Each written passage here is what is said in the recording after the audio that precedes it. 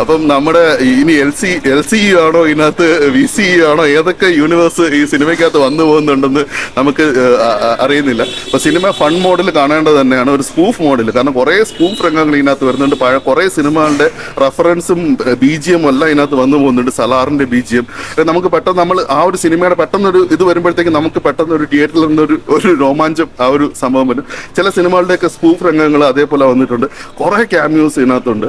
പഴയ നമ്മുടെ വിന്റേജ് ആയിട്ടുള്ള ആക്ടേഴ്സിന്റെ കുറെ പേര് വന്നിട്ട് തമിഴ് പടം സിനിമയെ അനുസ്മരിപ്പിക്കുന്ന രീതിയിൽ കുറച്ച് പെർഫോമൻസ് ഉണ്ട്. ബാല എന്ന നടന്റെ ഒരു ക്യാമിയോ ഉണ്ട്.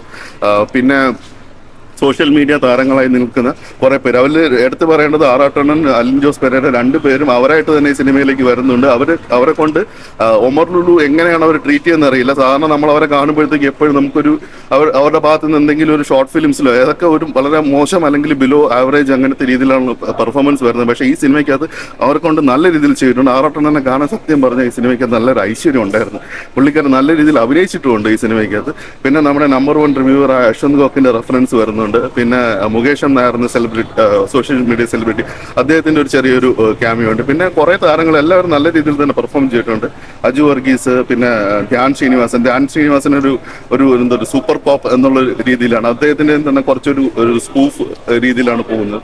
അപ്പോൾ ലഹരി മാഫിയക്കെതിരെ ഉള്ള ഒരു പോരാട്ടമാണ് ഒമർ ലുലു എന്ന സിനിമയിലൂടെ. ഇനിയിപ്പം ലോകേഷ് കനകരാജുമായിട്ട് അദ്ദേഹം കൈകോർക്കുമോ എന്ന് തന്നെ ഞാൻ നോക്കിക്കാണുകയാണ്. ഇനി ലഹരി മാഫിയ മാത്രമല്ല, അതിനെതിരെ നാടിനെ നമുക്ക് ഇതുവരെ അറിയാത്ത വേറൊരു മാഫിയ കൂടെ ഉണ്ട്. ആ മാഫിയ ഏതാണെന്ന് നമുക്ക് അറിയാനാണെങ്കിൽ ഈ സിനിമ കണ്ടാൽ മാത്രമേ മനസ്സിലാവൂ. അപ്പൊ ഇതൊരു കംപ്ലീറ്റ് ഒമർ ഫൺ എന്ന് തന്നെ പറയാം.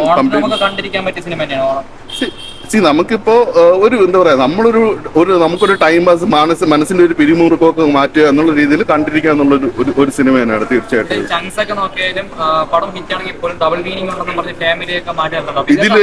ഇതിൽ അങ്ങനെ ഡബിൾ മീനിങ് ഉള്ള കുറെ സംഭവം വരുന്നില്ല. പക്ഷെ നമ്മുടെ സോഷ്യൽ മീഡിയയിൽ നമ്മൾ ഉപയോഗിച്ചിട്ടുള്ള കുറെ വാക്കുകളൊക്കെ ഇതിനകത്ത് വരുന്നുണ്ട്. ചിലപ്പോൾ അത് എല്ലാവർക്കും എങ്ങനെ എടുക്കണമെന്നില്ല. ഇപ്പൊ മലങ്കൾട്ടെന്ന് പറയുന്നത്, അല്ലെങ്കിൽ ചില ഇങ്ങനെയുള്ള കുറച്ച് പദങ്ങളുള്ളൂ. അല്ല, ഇതിനകത്തൊരു സത്യം പറഞ്ഞാൽ ഇതൊരു എന്താ പറയാ, ഒരു വിന്റേജ് പിള്ളേർക്കൊക്കെ, വിന്റേജ് ഇപ്പൊ എന്നെ പോലുള്ളവർക്കൊക്കെ നല്ല രീതിയിൽ എൻജോയ് ചെയ്യാൻ പറ്റും. ഇന്ന വയസ്സനാക്കരുത്, അമ്മാവനാക്കരുത്. അപ്പം എനിക്ക് സത്യം പറഞ്ഞാൽ ഇത് അങ്ങനത്തെ രീതിയിലുള്ള ഡബിൾ മീനിങ് സംഭവങ്ങളൊന്നും തന്നെ കേട്ടോ, വൾഗറായിട്ടുള്ള അരോചകമായിട്ടുള്ള സംഭവങ്ങളൊന്നും ഉണ്ടായിട്ടില്ല. നമുക്കതൊരു എല്ലാവരും ഒരുമിച്ചിരുന്ന് കണ്ടു കഴിഞ്ഞാലും അങ്ങനത്തെ രീതിയിൽ.